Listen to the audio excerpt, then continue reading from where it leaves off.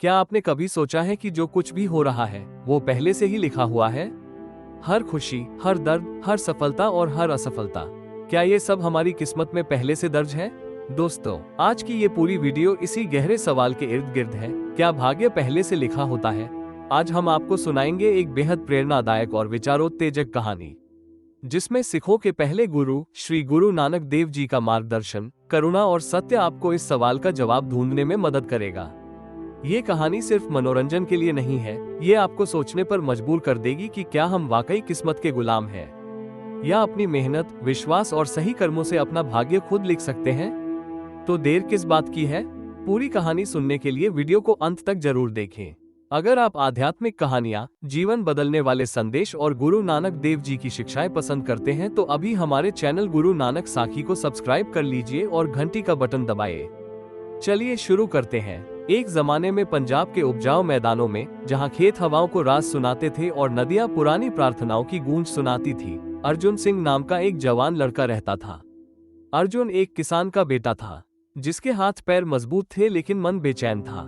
सुबह से शाम तक वो अपने पिता के साथ सरसों के खेतों में मेहनत करता था, फिर भी उसका मन सुनहरे क्षितिज से बहुत दूर भटकता रहता था। वो अक्सर इस पुराने सवाल पर सोचता था, क्या किस्मत हमारी किस्मत में लिखी होती है? क्या जिंदगी के धागे जन्म से बहुत पहले किसी अनदेखे हाथ ने बुने थे, या कोई इंसान हिम्मत और लगन से आसमान से लिखी इबारत को फिर से लिख सकता है? अर्जुन का गांव रावी नदी के किनारे बसा था। एक ऐसी जगह थी जहां संतों और महात्माओं की कहानियां पानी की तरह आजादी से बहती थीं। बड़े बुजुर्ग उन महान आध्यात्मिक गुरुओं के बारे में आदर से बात करते थे जो सदियों पहले इन जमीनों पर आए थे। उनमें से सिख धर्म के ज्ञानी संस्थापक गुरु नानक देव जी से ज्यादा कोई भी सामूहिक याद में ज्यादा चमकता नहीं था, जिनके जीवन ने ईश्वर की इच्छा और इंसानी कोशिशों के बीच का रास्ता रोशन किया। अर्जुन ने गुरु नानक देव जी की यात्राओं, उनके सत्य के भजनों और उनके इस संदेश के बारे में अनगिनत कहानियां सुनी थी कि ईश्वर हर जगह मौजूद है।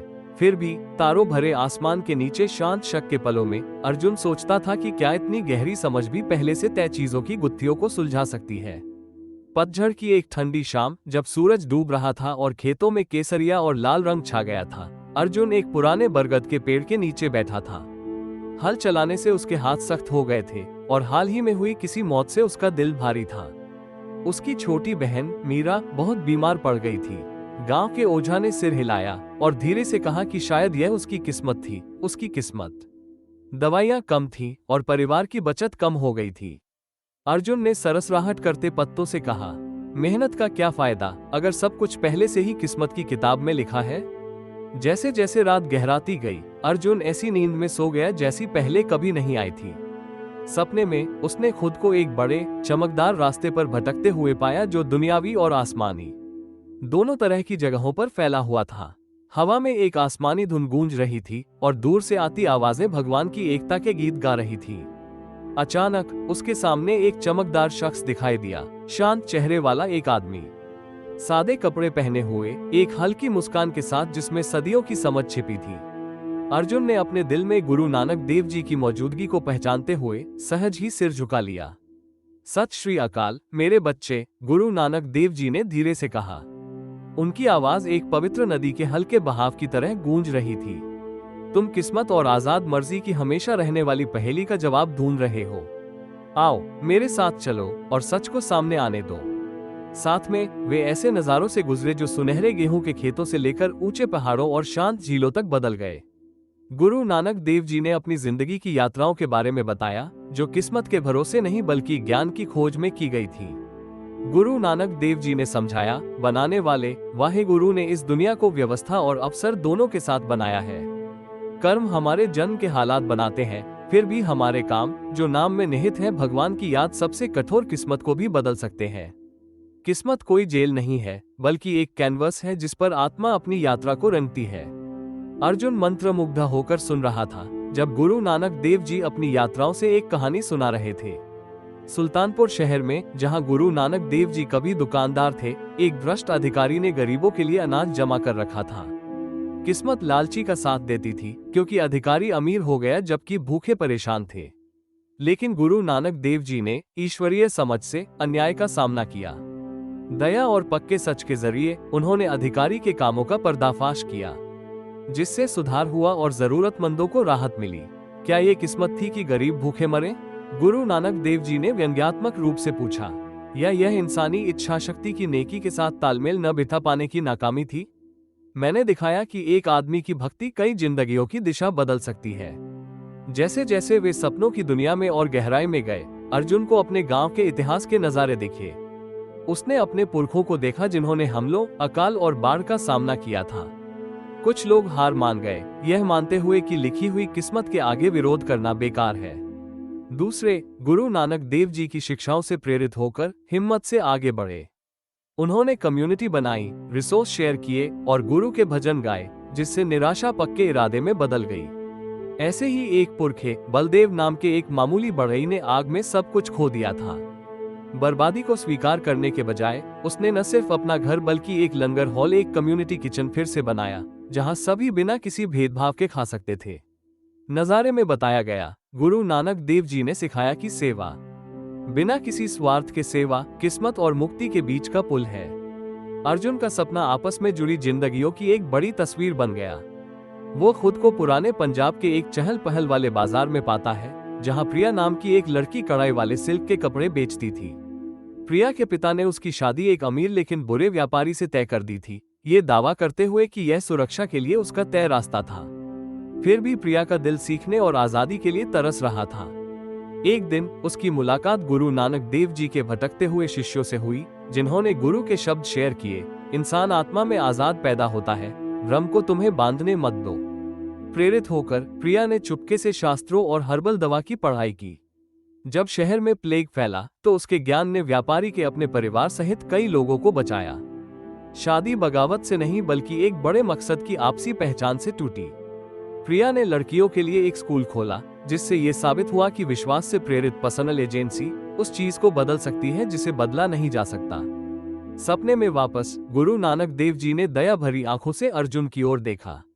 मेरे बेटे, किस्मत बीज देती है, लेकिन तुम्हें उन्हें मेहनत, ईमानदारी और भगवान के लिए प्यार से पालना होगा। मैंने दूर दूर की जगहों की यात्रा की, बगदाद, मक्का और उससे भी आगे, इसलिए नहीं कि किस्मत ने मुझे बिना सोचे समझे आगे बढ़ाया, बल्कि इसलिए कि मैंने सच को खोजने और फैलाने का फैसला किया। जपजी साहिब, जिसे मैंने खोला, हमें याद दिलाता है, उसके हुक्म से सब कुछ बनता है, उसके हुक्म से वे काम करते हैं। फिर भी उस हुक्म में चुनने का तोहफा छिपा है। अर्जुन को कुछ साफ महसूस हुआ, लेकिन कुछ सवाल भी थे। गुरु नानक देव जी, उसने इज्जत से पूछा, दुख का क्या? मासूम लोग ऐसी मुश्किलें क्यों सहते हैं जो पहले से तय लगती हैं? गुरु नानक देव जी एक साफ धारा के पास रुके, जहां मछलियां एक जैसे पैटर्न में तैर रही थीं। दुख एक टीचर है अर्जुन, यह आत्मा को एक हीरे की तरह चमकाता है। मेरे वफादार साथी भाई मर्दाना की कहानी याद है। वो संगीतकारों के एक मुस्लिम परिवार में पैदा हुए थे। भगवान की मर्जी से उनका रास्ता मेरे रास्ते से जुड़ गया। हमने साथ मिलकर खतरों का सामना किया, चोर, राजा और जंगल। फिर भी उनकी वफादारी और मेरे मार्गदर्शन ने मुश्किलों को जीत में बदल दिया। किस्मत ने हमें साथ लाया। हमारे फैसलों ने एक ऐसा भाईचारा बनाया जो हमेशा गूंजता रहेगा। तूफान को कोसना मत, सिमरन की पाल से उसे चलाना सीखो, लगातार याद रखना।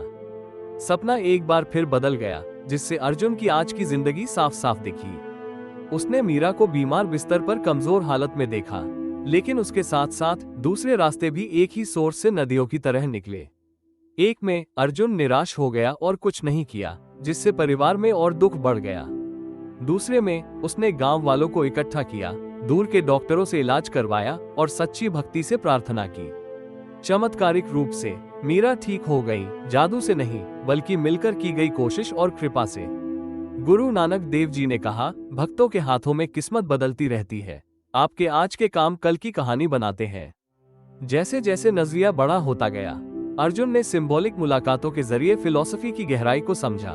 वो एक बड़ी लाइब्रेरी में एक शक करने वाले जानकार से मिला, जिसने पुरानी किताबों का हवाला देते हुए कहा कि सब कुछ दुनिया के नियमों से पहले से तय है। फिर एक मामूली किसान फिलोसोफर आया, जो गुरु नानक देव जी की बराबरी की भावना को दोहरा रहा था, जिसने रोज की मेहनत से दिखाया कि कैसे छोटे लगातार काम, बोना, पानी देना, कटाई कुदरत की लय के साथ तालमेल बिठाते हैं। किसान ने कहा, गुरु नानक देव जी ने खोखले रीति रिवाजों और अंधे किस्मत को नकार दिया। उन्होंने किर्त ईमानदारी से मेहनत और वन चकना कमाई बांटने पर जोर दिया। इस तरह हम बनाने वाले के साथ मिलकर बनाते हैं। घंटों सपनों की दुनिया में बीतते दिखे, हालांकि समय का कोई असर नहीं था। अर्जुन ने गुरु नानक देव जी की विरासत को सम्मान देने वाली बड़ी ऐतिहासिक झलकियां देखी। उन्होंने करतारपुर की स्थापना देखी, जहां गुरु नानक देव जी अपनी उदासी यात्राओं के बाद बस गए, खेती, पढ़ाने और समाज के साथ जीवन बिताया। सभी जातियों और धर्मों के शिष्य इकट्ठा हुए, जिससे समाज की पक्की किस्मत की सोच गलत साबित हुई। एक पहले का चोर गुरु के वचनों से बदल गया और एक समर्पित सेवक बन गया। एक घमंडी जमींदार ने लंगर में सेवा करके विनम्रता सीखी। हर बदलाव इस बात पर जोर देता था, किस्मत स्टेज तय कर सकती है, लेकिन एक्टर का अभिनय धर्म के साथ मिलकर नाटक का नतीजा तय करता है। और भी गहराई में अर्जुन ने अपने अंदर के शैतानों का सामना किया। एक अंधेरी घाटी में नाकामी और डर के वहम उस पर हावी हो गए। फुसफुसाहटे कि उसके परिवार की गरीबी नहीं बदल सकती, कि पढ़ाई के उसके सपने बेवकूफी भरे थे। लेकिन गुरु नानक देव जी के निडरता वाले भजन को याद करते हुए उसने मन ही मन जप किया, कोई मेरा दुश्मन नहीं है, न कोई मेरा दोस्त है, मैं सबके साथ मेल जोल रखता हूँ। परछाइयां छट गईं, जिससे आगे धूप वाला रास्ता दिखाई देने लगा। गुरु नानक देव जी फिर से प्रकट हुए और सहमति में सिर हिलाया। सच्ची किस्मत तब सामने आती है जब अहंकार खत्म हो जाता है और इंसान भगवान की मर्जी में मिल जाता है। हुक्म भगवान का आदेश दिखाता है, लेकिन आत्मा की मर्जी के बिना कभी मजबूर नहीं करता। ये सपना एक पवित्र नदी के किनारे एक शानदार सभा में खत्म हुआ, जहां हजारों लोगों ने एक साथ शब्द गाए। गुरु नानक देव जी ने सभा को संबोधित करते हुए कहा, भाइयों और बहनों, ये समझो, जन्म और मृत्यु चक्र का हिस्सा है, जो पिछले कर्मों से प्रभावित होते हैं। फिर भी आज का पल तुम्हारा है, जिसे तुम्हें पवित्र करना है। अच्छाई का बीज बो, उसे प्रार्थना से सींचो और मुक्ति की फसल काटो। मैं गुरु नानक देव जी किस्मत बताने नहीं आया, बल्कि आत्माओं को उनकी क्षमता के लिए जगाने आया हूँ। अचानक जागने पर अर्जुन ने खुद को बरगद के पेड़ के नीचे पाया। सुबह की पहली किरणें पत्तों के बीच से निकल रही थी। उसका दिल एक नए इरादे से भर गया। घर भागते हुए उसने गांव के बुजुर्गों और युवाओं को इकट्ठा किया। उन्होंने पैसे जमा किए, अमृतसर में एक जाने माने वैद्य के पास गए और लगातार प्रार्थना करते हुए मीरा की देखभाल की। अर्जुन ने अपनी दूर की सोच वाली मुलाकात के कुछ हिस्से शेयर किए। गुरु नानक देव जी के बारे में बहुत सम्मान और शुक्रगुजारी के साथ बात की। समुदाय की कोशिशें रंग लाईं, मीरा की सेहत में लगातार सुधार हुआ, जबकि वैद्य ने शुरू में जो बताया था वह गलत था। परिवार की लगन की बात फैली, जिससे दूसरों को भी प्रेरणा मिली।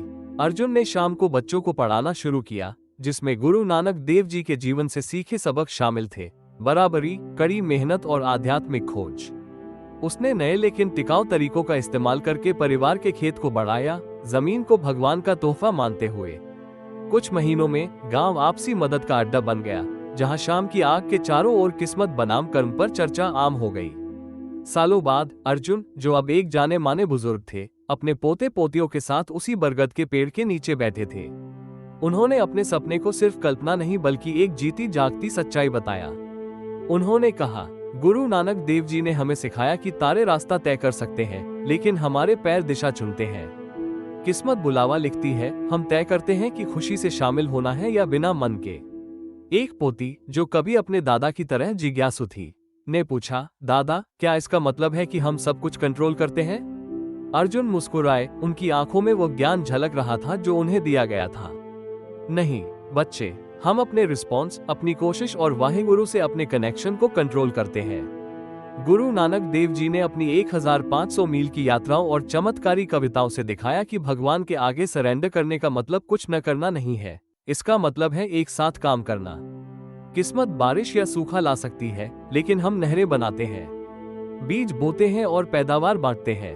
अर्जुन के बदलाव की कहानी बाहर तक फैल गई और गांव की ज़बानी विरासत का हिस्सा बन गई। यात्री इसे दूर दूर के शहरों में ले गए, जहां ये गुरु नानक देव जी के हमेशा रहने वाले असर की दूसरी कहानियों के साथ मिल गई। एक पड़ोसी प्रांत में दिवालिया होने की कगार पर खड़े एक व्यापारी ने इस कहानी को याद किया और भागने के बजाय कारीगरों के लिए एक फेयर ट्रेड सिस्टम बनाया, जिससे नुकसान विरासत में बदल गया। पहाड़ियों में एक चरवाहे लड़के ने सपने के बारे में सुनकर परिवार के शक के बावजूद पढ़ाई लिखाई की और आखिरकार एक टीचर बन गया, जिसने सिख उसूलों को मॉडर्न एजुकेशन में शामिल किया। फिलॉसफी के हिसाब से कहानी में बारीकियां छिपी थीं। गुरु नानक देव जी के नजरिए से किस्मत पहले से तय नहीं थी, बल्कि जिंदगी भर के कामों का कुल नतीजा थी, जो भगवान की कृपा से तय होती थी। अपनी मर्जी से इस दायरे में काम करती थी, जिससे छुटकारा और तरक्की मिलती थी। अर्जुन की जिंदगी इसका एक उदाहरण थी। उसकी शुरुआती निराशा तमस, जड़ता को दिखाती थी। उसके सपने ने रजस, काम को जगाया, और उसकी बात की सेवा से सत्व, तालमेल पैदा हुआ। जैसे जैसे दशक बीतते गए, अर्जुन ने पूरा चक्कर देखा। मीरा खुद एक दयालु हीला बनी, अपनी बीमारी के दौरान मिले ज्ञान का इस्तेमाल दूसरों की मदद करने के लिए किया। परिवार ठीक ठाक तरक्की कर रहा था, पैसे जमा करने से नहीं बल्कि संतोष और योगदान से।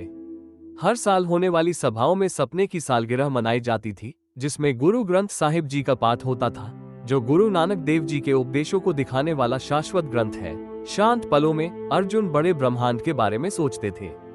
उन्होंने कल्पना की कि गैलेक्सी दिव्य लय में घूम रही है, आत्माएं अनगिनत रूपों में यात्रा कर रही है, हर चुनाव यूनिवर्सल सिम्फनी में एक सुर है।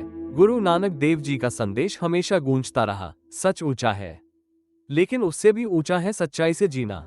किस्मत ने धुन दी, किस्मत ने संभावना, इंसानी इच्छा, वो कामचलाऊ व्यवस्था जो रचना को ऊपर उठा सकती थी। गांव, जो कभी किस्मत की हार मानने से ग्रस्त था, अब सक्रिय विश्वास का प्रतीक था। स्कूलों में दुनियावी हुनर और आध्यात्मिक ज्ञान दोनों सिखाए जाते थे। खेतों में मिलकर काम करने से खूब पैदावार होती थी। गुरु नानक देव जी ने जैसा किया था, बराबरी पर आधारित बीच बचाव से झगड़े सुलझाए जाते थे। अर्जुन की कहानी गुरु नानक देव जी के प्रति श्रद्धा से जुड़ी हुई पीढ़ियों के लिए एक रोशनी बन गई, ये दिखाते हुए कि क्या किस्मत हमारी किस्मत में लिखी है। इस सवाल का जवाब पक्के तौर पर नहीं, बल्कि हार मानने और कोशिश करने के बीच के खूबसूरत रिश्ते में मिलता है। और इसलिए पंजाब के दिल में, जहां गुरु नानक देव जी की विरासत आज भी प्रेरणा देती है, अर्जुन की कहानी जिंदा रही, एक जागी हुई आत्मा की ताकत का सबूत कि वो बहुतों को प्रभावित कर सकती है। बरगद का पेड़ पहरेदार बना रहा, उसकी जड़ें परंपरा की धरती में गहरी थीं, उसकी डालियां अनंत संभावनाओं तक पहुंच रही थीं। क्योंकि आखिर में किस्मत कोई पक्का तारा नहीं बल्कि एक रास्ता दिखाने वाली रोशनी है, और यह हम में से हर एक पर है। गुरु नानक देव जी जैसे ज्ञानी गुरुओं के आशीर्वाद से समझ की सुबह की ओर बढ़ना। तो दोस्तों, ये थी हमारी कहानी, क्या भाग्य पहले से लिखा होता है। श्री गुरु नानक देव जी की शिक्षाओं से हमने सीखा कि किस्मत तो बीज देती है, लेकिन उसे सींचने, बढ़ाने और फल देने का काम हमारे कर्म, मेहनत और नाम सिमरन से होता है। फतेह लिखा जरूर होता है, लेकिन वो पत्थर पर नहीं, पानी पर लिखा होता है, और पानी को हम अपनी सही दिशा दे सकते हैं।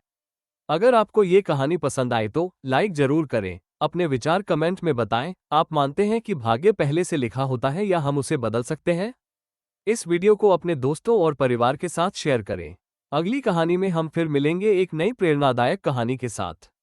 ध्यान रखिए, सकारात्मक रहिए और मेहनत करते रहिए। मिलते हैं अगले वीडियो में।